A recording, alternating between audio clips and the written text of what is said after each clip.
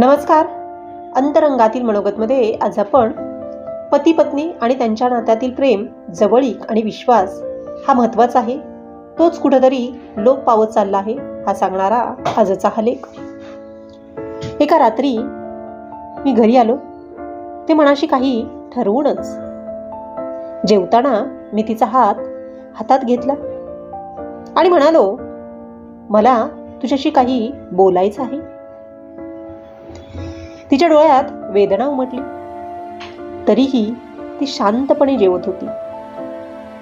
सगळे शब्द जुळवून मी तिला सांगितलं, मला घटस्फोट हवाय, मला घटस्फोट हवाय.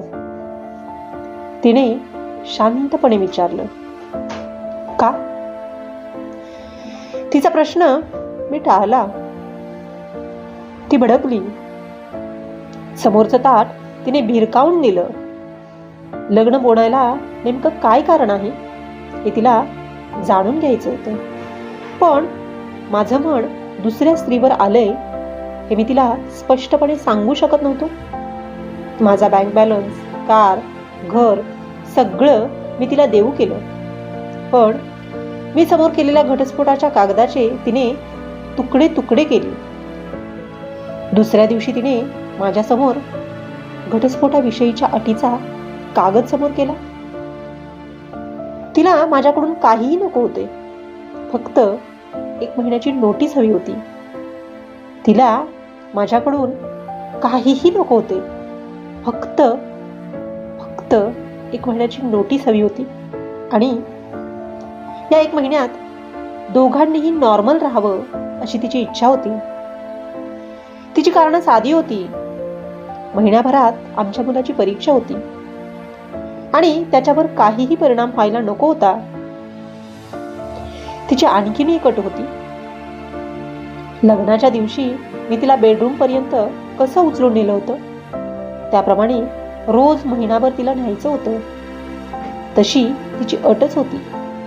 मला वाटलं तिला वेड लागलं, पण महिना व्यवस्थित जावा यासाठी मी तिची अट मान्य केली. घटस्फोटाच्या विचारामुळे अनेक दिवस माझा पत्नीसोबतचा संपर्क झालेला नव्हता. त्यामुळे पहिल्या दिवशी बेडरूम पर्यंत तिला नेताना आम्ही दोघंही फार अवघडून गेलो.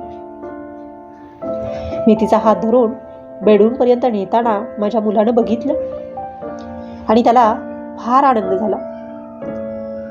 दुसऱ्या दिवशी ती माझ्या छातीला टेकून होती. आपण आपल्या बायकोकडे बरेच दिवस नीट बघितलेलेच नाही हे मला जाणवलं आणि तिचा सहवास मला अचानकच हवाहवासा वाटू लागला. आपण हिच्या बाबतीत असा अचानक निर्णय का घेतोय असा प्रश्नच पडला.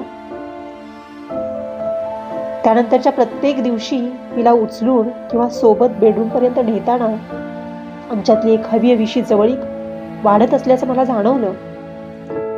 रोजच्या प्रमाणे अचानक उचलताना मला जाणवलं तिचं वजन कमी झालंय. हृदयातल्या वेदनांचा हा परिणाम होता. मी आस्थेनं तिच्या कपाळाला स्पर्श केला. दिवसागणिक तिचं कमी होणारं वजन माझी काळजी वाढवतच होतं, पण तिच्या अटीचं पालन करताना मला आंतरिक समाधान मिळत होतं. आमच्यात काय घडतंय याची कल्पना नसतानाही आमचा मुलगा खूप खूप खुश होता. आमच्यातला दुरावा निर्माण झाला होता, कारण आमच्यातली जवळीकच संपली होती, जी परत आयुष्यात येत होती. महिन्याच्या शेवटच्या दिवशी मी मनाशी निर्णय घेतला. माझ्या प्रेयसीच्या घरी आलो आणि मी माझ्या पत्नीला घटस्फोट देऊ शकत नसल्याचं स्पष्टपणे सांगितलं. ती चिडली, संतापली, पण आता मला काहीच ऐकायचं नव्हतं. माझ्या प्रिय पत्नीचा हात मला आता मरेपर्यंत सोडायचा नव्हता.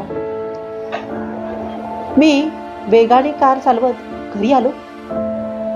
माझ्या चेहऱ्यावर हसू होतं, हातात फुलांचा गुच्छ होता. मी बेडरूम पर्यंत पोहोचलो तर माझी प्रिय पत्नी बेडवर निष्प्राण पडलेली होती. मुलाला जवळ घेऊन मी अनावर रडत सुटलो. माझ्या प्रेमापायी तिने जीव दिला होता. ती असताना मी जे करायला हवं ते केलं नाही. ती असताना मी जे करायला हवं होतं ते केलं नाही. जे प्रेम, जी जवळीक तिला हवी होती ती मी तिला दिली नाही. आता माझे अश्रू तिला परत आणू शकत नव्हते. पती पत्नीच्या नात्यात कार, बंगला, प्रेयसी, पैसा काहीही महत्वाचं नाही. पती पत्नीच्या नात्यात कार, बंगला, प्रेयसी, पैसा काहीही महत्वाचं नाही. महत्वाचं आहे ते प्रेम, जवळीक आणि विश्वास. महत्वाचं आहे ते प्रेम, जवळीक आणि विश्वास. अशा प्रकारे प्रत्येक पती पत्नीच्या नात्यामध्ये अशी प्रेम, जवळीक आणि विश्वास असणं गरजेचं आहे. तरच हे नातं कुठंतरी फुलू शकतं, बहरू शकतं आणि ते टिकू शकतं. हा सांगणारा आजचा हा लेख तुम्हाला कसा वाटला ते तुम्ही कमेंट बॉक्समध्ये नक्की कळवा. चला तर मग भेटूया पुन्हा एकदा नवीन अंतरंगासोबत. तोपर्यंत धन्यवाद.